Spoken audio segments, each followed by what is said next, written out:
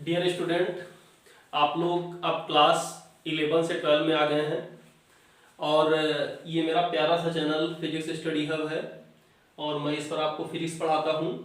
इस पे सारी क्लास 11 क्लास 12 के सारे जितने चैप्टर हैं आप लोगों की सारी वीडियोज अपलोड होंगी और पूरे चैनल पे आपको बोर्ड के रिगार्डिंग पढ़ाया जाएगा कि किस टॉपिक से कितने मार्क्स आते हैं, सारी चीज़ें डिस्कस होंगी।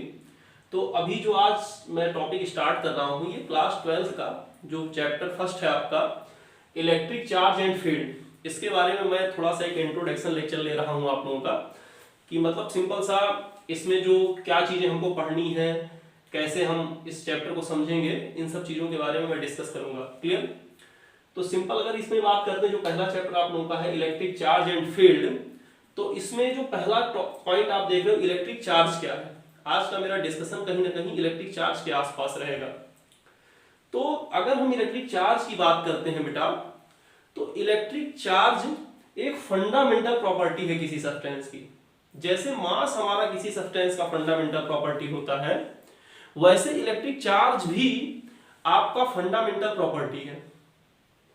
लेकिन नेचर में मास ऑलवेज पॉजिटिव होता है, मास कभी निगेटिव हो ही नहीं सकता। आप देखोगे मास कभी निगेटिव नहीं होता, मास ऑलवेज पॉजिटिव होता है। लेकिन चार्ज जो है आपका निगेटिव और पॉजिटिव दोनों पॉसिबल है। तो क्लियर, पहला पॉइंट हमको ये समझ में आ गया। क्योंकि ये जो चैप्टर हमारा है इलेक्ट्रिक चार्ज एंड फील्ड, इसको समझने के लिए सबसे पहले हमको चार्ज के बारे में जानना बहुत जरूरी है, तभी इस चैप्टर को हम सही से समझ पाएंगे। ये चार्ज आपका पॉइंट जो है आपका ये बेसिक है। क्लियर? तो पहला पॉइंट हमारा ये क्लियर हुआ कि चार्ज एक फंडामेंटल प्रॉपर्टी है मास की तरह, लेकिन चार्ज हमारा पॉजिटिव निगेटिव दोनों हो सकता है, लेकिन मास ऑलवेज क्या होता है हमारा पॉजिटिव होता है।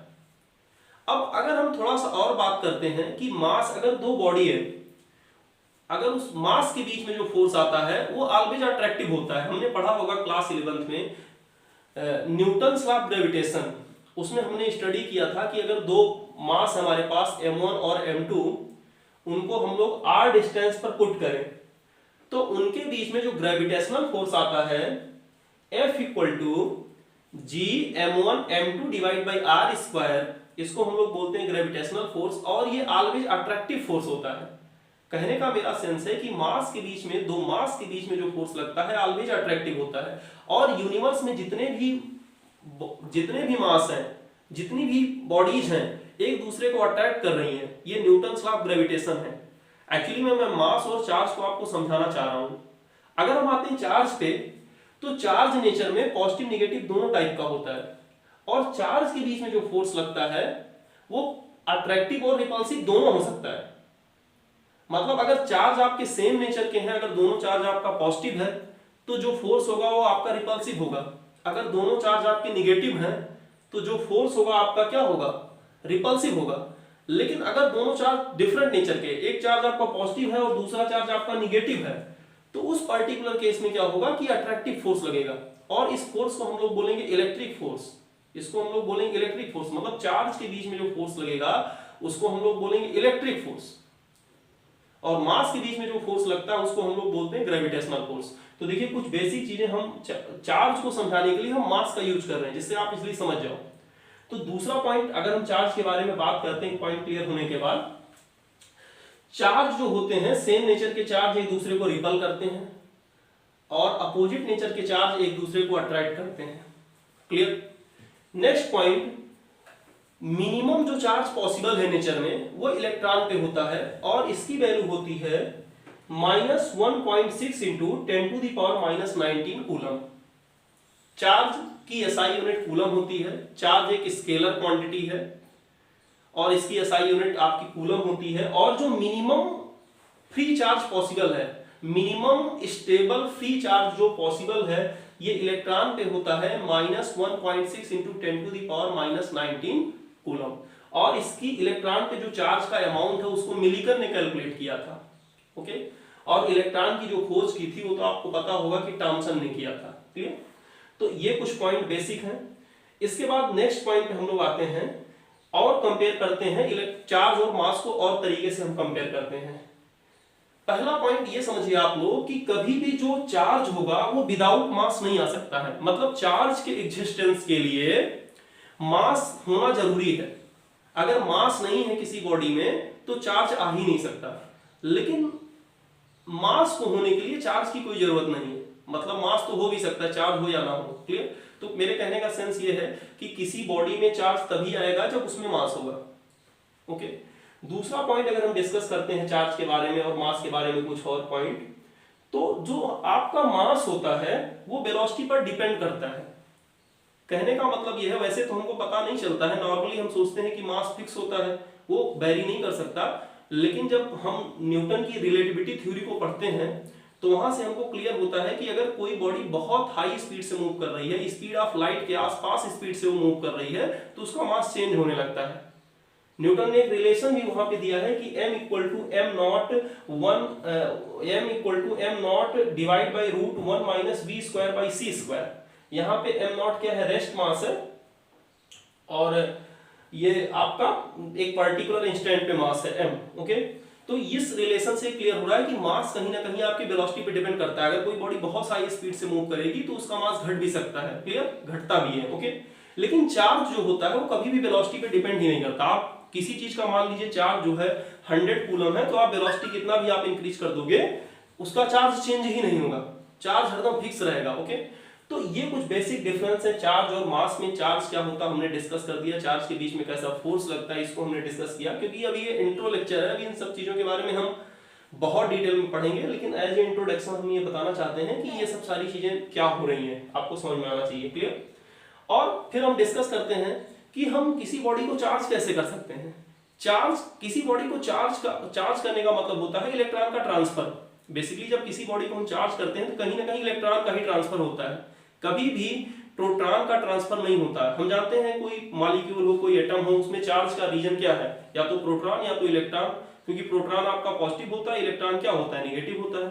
तो किसी बॉडी को चार्ज करने का मतलब कि आप इलेक्ट्रॉन का कहीं ना कहीं ट्रांसफर कर रहे हो। बेसिकली हम लोग इलेक्ट्रॉन का ही ट्रांसफर करते हैं, प्रोटॉन नहीं मूव करता, इलेक्ट्रॉन मूव करता है। ओके, तो चार्ज, किसी बॉडी को चार्ज करने के लिए बेसिकली 3 तरीके हैं, जो कि मैं ऐसे बता दे रहा हूं आपको, इसको भी हम लोग आगे बहुत डिटेल में डिस्कस करेंगे। क्लियर? जैसे पहला तरीका होता है फ्रिक्शन, मतलब फ्रिक्शन के थ्रू हम चार्ज को ट्रांसफर कर सकते हैं। चार्ज को ट्रांसफर करने का मतलब इलेक्ट्रॉन को एक बॉडी से दूसरे बॉडी में क्या कर सकते हैं? ट्रांसफर कर सकते हैं। जैसे जब 2 बॉडी को हम रब करते हैं तो इलेक्ट्रॉन एक बॉडी से दूसरे बॉडी में ट्रांसफर हो जाता है, और चार्ज भी क्या होता है? ट्रांसफर हो जाता है। क्लियर? दूसरा तरीका है कंडक्शन। कंडक्शन का मीनिंग होता है, जैसे मान लीजिए कंडक्टर है, कंडक्टर में हम जानते हैं बहुत सारे फ्री इलेक्ट्रॉन्स होते हैं, और उस कंडक्टर को किसी अनचार्ज कंडक्टर के टच में ले आए, तो इलेक्ट्रॉन कंडक्टर से जो अनचार्ज कंडक्टर होगा उसमें फ्लो करके चला जाएगा, और दूसरा वाला कंडक्टर भी क्या हो जाएगा? चार्ज हो जाएगा। तो दूसरा तरीका है चार्ज करने का कंडक्शन। और जो थर्ड तरीका है इंडक्शन, बाई इंडक्शन भी हम किसी बॉडी को चार्ज कर सकते हैं। क्लियर? तो ये 3 तरीके हैं किसी बॉडी को चार्ज करने के लिए, इसको आगे हम और डिस्कस करेंगे। क्लियर? नेक्स्ट हम देखते हैं basic properties of charge. Charge की कुछ बेसिक प्रॉपर्टी हैं जो कि आपके एग्जाम में भी पूछा जाता है 1-2 नंबर में। क्लियर? तो इसकी 3 प्रॉपर्टीज हैं जो हमको पढ़ना है। एक है एडिटिव नेचर। चार्ज में एडिटिव नेचर होता है, मतलब अगर कोई सिस्टम है उसके डिफरेंट पार्ट में चार्ज डिस्ट्रीब्यूटेड है तो हम उसके टोटल चार्ज को ऐड भी कर सकते हैं। कहने का मतलब ये है सिंपल सा कि चार्ज एक स्केलर क्वांटिटी है तो उसको इजीली हम ऐड कर सकते हैं। जैसे हमने यहाँ पे एक सिस्टम लिया है जिसमें +4 कूलम चार्ज है और -3 कूलम चार्ज है। अब हम क्या कर सकते हैं, +4 कूलम चार्ज को -3 कूलम चार्ज के साथ ऐड करके डायरेक्टली +1 कूलम चार्ज लिख सकते हैं। मतलब इसको डायरेक्टली हम ऐड कर सकते हैं because it is scalar quantity, इसको इजीली हम लोग ऐड कर सकते हैं। क्लियर? सेकंड पॉइंट पे हम आते हैं कि क्वांटाइजेशन ऑफ चार्ज का मतलब क्या है। ये कई बार आपके एग्जाम में पूछा भी गया है। तो क्वांटाइजेशन ऑफ चार्ज का मतलब होता है कि चार्ज किसी बॉडी में जो एग्जिस्ट करता है वो डिस्क्रीट फॉर्म में एग्जिस्ट करता है।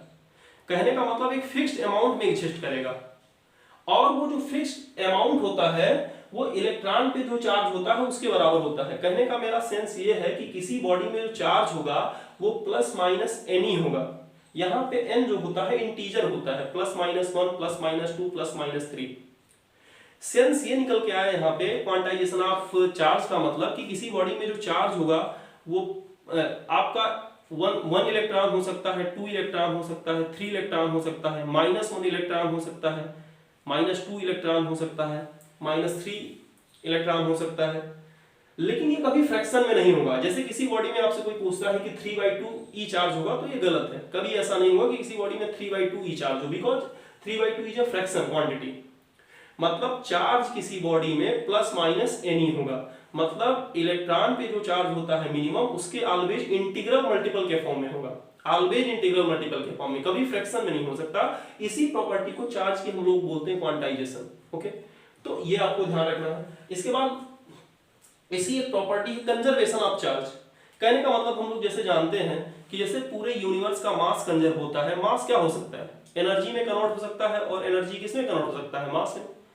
तो कहने का सेंस है जैसे किसी पूरे यूनिवर्स का मास कंजर्व है, वैसे किसी भी सिस्टम का या पूरे यूनिवर्स का जो टोटल चार्ज होता है वो कंजर्व होता है।